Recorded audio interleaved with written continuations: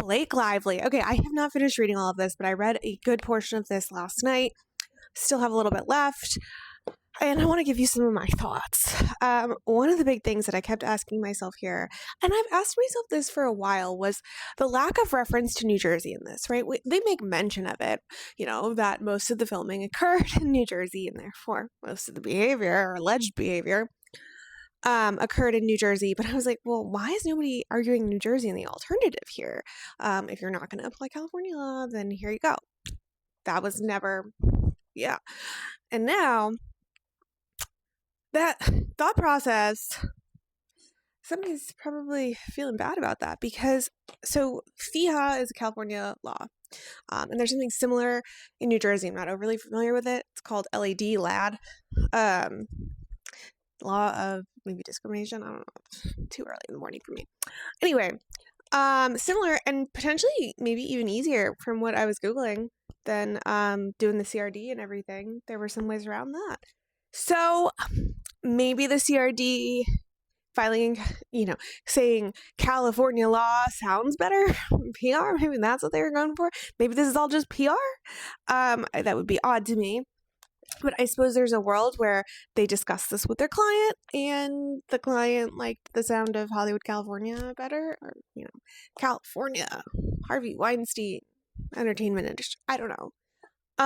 Or they really, I think the other thing too is I think they really thought that actor loan agreement was going to be enforceable, which Lyman's like, no, it's not. Because in the California, but even still, if it was enforceable, in that loan out agreement, there was a provision on California law, right, would apply for certain things. And even that, you still probably would have had the extraterritorial argument. And Lyman even writes that in the opinion. He's like, well, since it's not enforceable, we don't have to address whether or not you can contract out of it. And he's insinuating that's still a hard issue. So I don't know what would have happened there.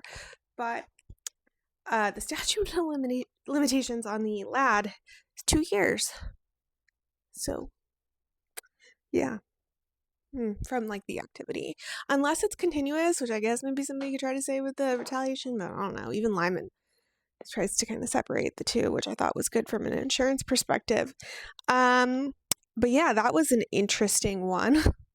Oh, and to get to the juicy parts of this, those start on 109, where he's actually going into the sexual harassment stuff, and a few of them, he's like, this is basically nothing. A couple of the comments that Justin makes at the beginning. Well, the first one, he's like, okay, you guys talking before you've even agreed to this movie, that can't be a hostile work environment because it's literally not work. And then there were a few other comments that he's like, yeah, this is not, nobody can really see this as much of anything. And you're making a movie and he's the director. But he does say, and I'm sure people will kind of latch onto this, some stuff about some of the Heath stuff and the birthing scene. And he's like, yeah, maybe there's a reasonable basis there. Just because he's saying there's a reasonable basis is not him saying yeah, you completely meet all of the elements and a jury would find that you were sexually harassed or whatever you're relating this to, that there was, a horrible freaking environment on the work set. Doesn't mean that. It just means that had they not applied FEHA and also the Title VII, but the Title VII was denied for a separate reason. Had they not argued FEHA and say maybe they had argued the LAD, they'd probably go on to a jury. The Title VII, everybody's been saying for a year now, that failed because she's an independent contractor, which I think everybody and their brother thought was coming. But I think that was hard from the get-go, but then it was particularly hard once you saw the PGA letter that she authored.